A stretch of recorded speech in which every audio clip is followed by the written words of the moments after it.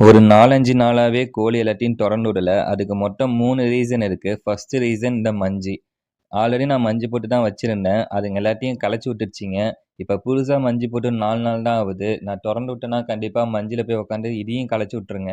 So, அதனால இத மஞ்சு பக்கம் கோழிங்க போகாத மாரி பெர்மனன்ட்டா நம்ம சேஃப்டி ரெடி பண்ணிட்டு அதுக்கப்புறம் தொறந்து விட்டுக்கலான்னு இருந்தேன். செகண்ட் ரீசன் வந்து பார்த்தீங்கன்னா, இந்த வலைங்க. இங்க மீன் வலை, கோழி வலைலாம் போட்டு வச்சிருந்தேன். அதுல போய் நைட் டைம்ல மாட்டிக்கிட்டு கூண்டுல ஏற முடியாம கஷ்டப்பட்டு கத்திட்டே இருக்கு.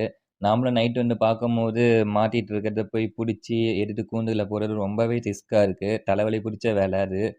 3 ரீசன் வந்து பார்த்தீங்கன்னா, கொரைஸா. இப்ப தான் நம்மளுக்கு ரீசென்ட்டா கொரைஸா வந்து 3 கோழி அஃபெக்ட் ஆச்சு. அதனால நான் இறக்கி விடாம இருந்தேன். இந்த வெல்டு மெஸ் வந்து பார்த்தீங்கன்னா, 3 அடி ஹைட்டு. அ ஃபுல்லாவே கவர் பண்ணிட்டேன். மொத்தம் எனக்கு 13 அடி தேவைப்பட்டுச்சு. நம்ம செப்பரேட் பண்ணி ஒரு கோழி வச்சிருந்தோம். அது வந்து பார்த்தீங்கன்னா, இப்ப நம்மகிட்ட கேஜில நல்லா இது கூடயே விட்டாச்சு. இப்ப தான் இன்ஜெக்ஷன் போட்டேன். அதனால நடக்க முடியல. படுத்திருக்கு. வான்கோழிக்குமே இன்ஜெக்ஷன் போட்டேன். அதுவுமே இப்போ ஓரளவுக்கு ஆக்டிவா நல்லா இருக்கு.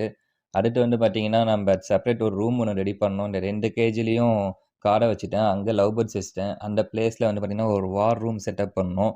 நோய் வந்து அஃபெக்ட் ஆகுற கோழிகளுக்கு தனிமைப்படுத்துறதுக்காக. நம்ம மீதி இந்த வெல்டு மெஸ்ல வந்து பார்த்தீங்கன்னா, செடிகளுக்கு படல் மாரி போட்டாச்சு. ஏன்னா, கோழி வந்து பார்த்தீங்கன்னா, இதோட இலைகள்லாம் கொத்தி கொத்தி தின்னுடுதுங்க.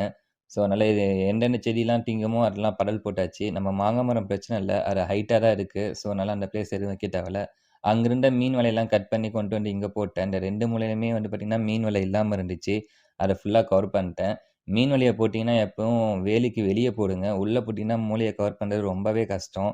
வெளிய போடும்போது ஈஸியா கவர் பண்ணிடலாம். இந்த பக்கம் வந்து பார்த்தீங்கன்னா, கோழி வலைய நல்லா ஹைட் வரைக்கும் வச்சுட்டேன். கோழி அந்த பக்கம் போவாத மாரி. ஏன்னா, அந்த பக்கம் போச்சுன்னா, கண்டிப்பா வலையில மாட்டிக்கிட்டு ஈவினிங் நம்மளுக்கு இம்சையா இருக்கும். இங்க இருந்த முட்டை வச்ச செட்டப் வந்து கொண்டு வந்து இங்க ஃபிக்ஸ் பண்ணிட்டேன். ஏன்னா, பின்னாடி டிட்ஜ் தண்ணி இருக்கு. ஸோ, அதனால இங்க கொஞ்சம் ஃப்ரெஷ்ஷா இருக்கும் காத்து. இங்க எல்லாமே செட்டப் பண்ணி கொஞ்சம் ஹைட்டும் இன்க்ரீஸ் பண்ணியிருக்கேன். லென்த்தும் இன்க்ரீஸ் பண்ணியிருக்கேன்.